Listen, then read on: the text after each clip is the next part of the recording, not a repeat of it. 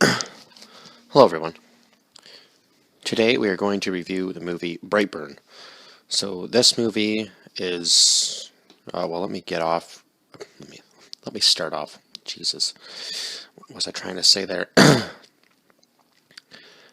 Let me start off with ooh, um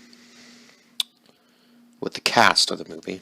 Jeez, I'm having it was a struggle at work last night too. I don't know what where my head was at, but it just wasn't wasn't attached. I mean, it was attached, but my brain just wasn't there for the night or whatever. So, bear with me today. For this one, right, Brightburn. Jeez, see what I mean? Okay. Why is there so many? Okay, I'm just gonna click on the top one because I'm assuming that's the right one. So this is on Netflix right now, by the way. You can also watch it on Prime Video, rent or buy for $4.99. But it's free on Netflix. I don't know how long it's going to remain on Netflix, but it was free on Netflix, so I watched it there. For anybody who's wanting to watch this movie. So this movie is starring Elizabeth Banks as Tori Breyer, David Denman, who I've seen in other things, can't think of anything off the top of my head right now, who plays Kyle Breyer, and Jackson A. Dunn, who plays Brendan Breyer, or this Brightburn character, I guess is the theory. Or the town might have been called Brightburn. Anyhow, so, sorry. Tori and Kyle are at the beginning of the movie trying to have a child and can't. I don't know how many months, years, or whatever they had been trying, but they'd been trying for quite some time, I guess, from what Tori tells. Anyway, from what Tori says, anyway, Tori tells. Anyhow, so all of a sudden, it shows this some sort of thing crash, land in their backyard, and it seems like it's a human. Obviously, it looks like a human, talks like a human, all that sort of stuff, but it isn't human. It's alien, at least to them anyway. So they decided they were going to raise this. I guess technically it's a boy. Raise this boy from a baby to adulthood, and then when he turns, so it kind of shows like a couple years of his life with them when he's growing up to, I think about the age of 2 was where they stopped. Sorry, I just gotta blow my nose or wipe it because I guess it's allergy season. Allergy season has begun. Great. So yeah, what was I just saying there? So yeah, it shows the first couple years of his life with him, them raising him, and then it skips to 10 years later, so now he's the age of 12. So I guess it showed the first 2 years of his life with them. Now he's 12, he's going to school. He's not really making friends, that's for sure. Everybody kind of picks on him and calls him names and so on and so forth, and he's kind of like the, I guess, black sheep of the whole school. Anyhow, things start to get really weird. I guess they hid the ship or whatever that he had come in on in the barn and locked it up. But it seems each night that the ship is calling to him. I guess eventually to unlock his true powers and true potential, which weren't good. Let me tell you that. He does have some sort of superpowers. I don't know whether they could have even been used for good or not, or whether he was just sent there to be, like, I don't know, like initiated or summoned, or I don't know the correct terminology. But anyhow, I guess initiated would be right, wouldn't it? Would it? I think I'm saying that correctly. There's some other word I'm looking for, but I can't quite put my head around it right now. Anyhow, so this thing keeps calling to him nightly, and eventually he does gain the strength to open the doors and finally see the ship that has been calling to him every night. Because I guess the obviously, the mother is the more protective one out of the two.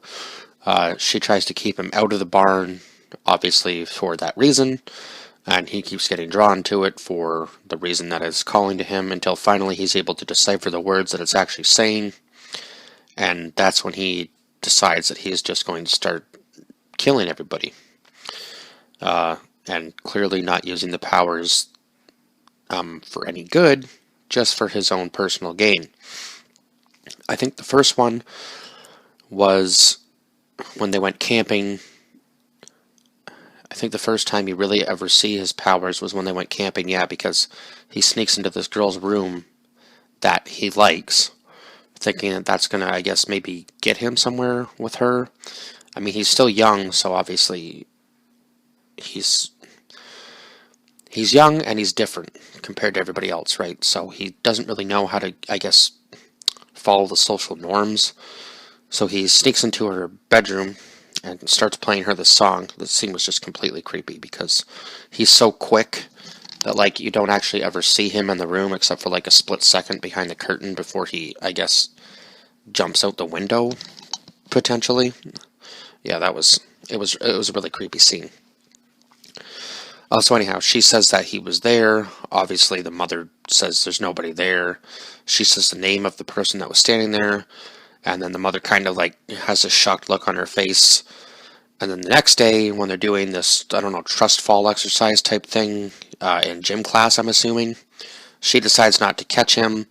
So when the teacher says either pick Brandon up off the ground or fail the class, she goes to pick him up, and Brandon just completely like breaks her hand and just twists her arm. So, it was just so, that scene was just so gross. Like, usually I'm not squeamish about those things, but oh my god, he just like completely, like, it was like every bone in her hand just went. It was like this. Imagine this hand, and then just completely like crushed, and then you just seen like a snap. Whew. Man, this kid had like incredible strength for even superpowers. So anyway, as the movie goes on, he clearly gets more evil. He decides that he's going to go back and apologize to this girl. Her mother has said don't talk to Brandon or even have any sort of contact with him. So he decides that in order to, I guess, get the girl, he's going to kill the girl's mother. So that's what he does. He kills her, and that scene was just insane. Like, it showed like how fast he could actually move. So he breaks the light in the restaurant that the mother is working in. She gets glass in her eye. Ooh, sorry, that almost was bad. So she pulls it out of her eye. Obviously, highly don't recommend that. If I would say if you ever get anything in there like that, definitely the best bet would just be to leave it in, because if you pull that out, you risk doing way more damage than before. And obviously, if you're not a surgeon, you shouldn't be, even touching that, because you could seriously damage your eyesight. Not that it wouldn't be damaged slightly from glass going in your eye like that, but it'd definitely be damaged more if you pulled it out, because obviously you can see her start to go blind and the blood in the eye and stuff like that, so she can't see clearly. I mean, she still has one eye to see out of, but that would definitely mess with your vision if you'd been able to see perfectly your entire life. So you can see him kind of moving around the restaurant, and then all of a sudden he breaks down the door. I guess the deep freeze is where she decided to hide. And then he breaks down the door and he's standing in the hallway. She can kind of see him. And then all of a sudden, like, it was so quick how he moved, because he was standing. So, like, I don't know. Just picture like a really long hallway and one person standing at it this end and you standing at the other end waiting for them to run at you. And instead of running, he just literally jumps from one end of the hallway to her in like a split second. So I'm not even sure what happened to her body at that point in time until the very end of the movie, where the mother goes down into the ship again and sees that her body is just down there with the ship with all the symbols that he writes. And I guess it's supposed to be his name, Brandon Breyer. So it's like this weird line symbol with like the B, one B backwards and one B forwards. Very odd. Kind of like, I guess, giving it away that that's who he was. And I guess maybe maybe his name was supposed to be Brightburn, but I'm pretty sure the name of one of the names of the towns at the end that they showed was Brightburn, so it's kind of a little confusing. But anyhow, he was definitely writing his name, that's for sure. So what was the second killing? So his aunt and uncle give him a gun for his birthday present, and I think that was one of the first times that he kind of showed his strength a little bit, because his father's trying to get him up, and he can't. So he says, get up, we're leaving, no guns, obviously. He's still too young, right? And he did have the talk with him before he went to see the girl the first time. And they were camping that weekend too, so he comes back to the campsite, and there was a scene too where he was like biting a fork and bending it completely. So yeah, his powers just kind of built over time. So his aunt is his, I guess, guidance counselor at the school, and she's obviously trying to help him. He says a bunch of weird stuff to her about people getting hurt. Sometimes bad things happen for good reasons or something. I don't know exactly how he worded it, but it was just like, this kid's not going in the not going in the right direction. So I think he was planning on killing the aunt. But then the uncle comes home from the bar, so he hides in the closet. His uncle finds him, goes to take him to back home, obviously, because he says that's a little weird. Why are you here at this time of night? Type thing. And who was the uncle played by? Oh yeah, I guess Matt Jones. Matt Jones was the uncle, right? Noah McNoll, I believe. And the aunt was Meredith Hagner. Meryl McNoll. Or, yeah, Meryl Lee McNoll? Maybe. Anyhow. So the uncle's driving him home.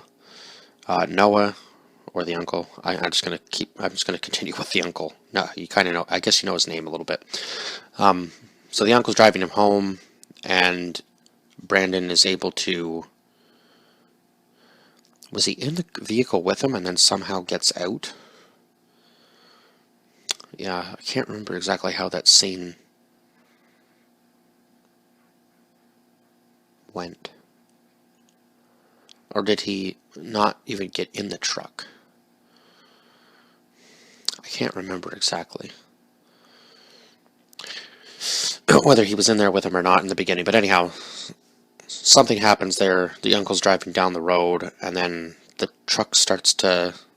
I think Brandon actually runs into the truck at one point when he's traveling down the road, like into the passenger side window, and then the truck slowly starts to die. And then he's trying to get the lights to come back on and off, and Brandon's just standing there in the road. And eventually, Brandon just picks up the truck and drops it. And drops it right on the front of the truck, and the uncle's face goes into the steering wheel and just absolutely, like, dislocates his jaw completely. Now, I guess he lived through that. I don't know how, because I thought he died. Maybe he just passed out from the pain.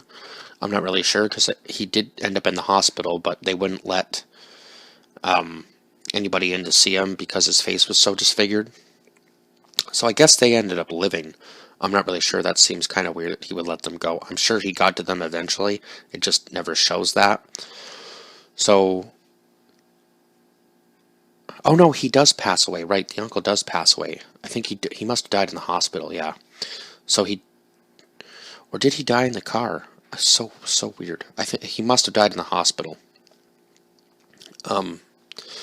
So anyway, Brandon doesn't even seem like the least bit concerned that his uncle has passed. And that's when the father goes into this rage, and Brandon pushes him, like, without any effort, like, almost right through a wall. So that's when obviously they've been having arguments between the two of them. Tori and Kyle have been having arguments about what to do with Brandon, because obviously they know that he's lying to them. So Kyle says that he's going to take Brandon out for the weekend, just the two of them, and just be a dad to him and see a Sunday type deal. And obviously we know that this is going to be the build up to Kyle obviously trying to do something with Kyle, whether it's just leave him somewhere where he can't find his way back home, or inevitably try to kill him while they're hunting. So he shoots him, and I guess Brandon's just invincible because the bullet just literally bounces off the back of his head. So when he goes to reload the gun, Brandon disappears, and then lasers, like he can do the Superman thing where the lasers come out of his eyes and just melts his dad's head completely. So then, while this is happening, Tori finds the books with those symbols and all the killings that he's already done, so she goes to call Kyle. And then all of a sudden she realizes that Kyle's no longer there. It's Brandon on the phone, and he's already back at the house by that point. And he just absolutely destroys the house completely. I guess Tori thought maybe a piece of the ship would be able to kill Brandon. She should have been a little bit quicker with it. She basically just tries to sweet talk him to get close enough to kill him, because without that you would never be able to, because he'd just be too fast or just absolutely kill you himself. Obviously he saw that coming, so he lets her get close. When she goes to stab him, he catches her hand and throws it away, and then just goes right through the barn roof. And he has no scratches on him, but she's absolutely bloodied up by that point, because obviously going through that as a normal human being, you'd be pretty banged up after that experience. So he takes her up way up in the sky and then just drops her. And then you see this plane coming, and I thought maybe they would show him taking down the plane, but they didn't. It just shows the aftermath of the plane completely. I guess he must have been able to crash it right into the house, so maybe he guided it down to the ground, I'm not really sure. But nobody survived the plane crash. And I guess they lived in Kansas. Yes, they did live in Kansas. Some small town in Kansas. I'm assuming Brightburn was the name of the town. It had to have been. I might be wrong on that, but anyhow.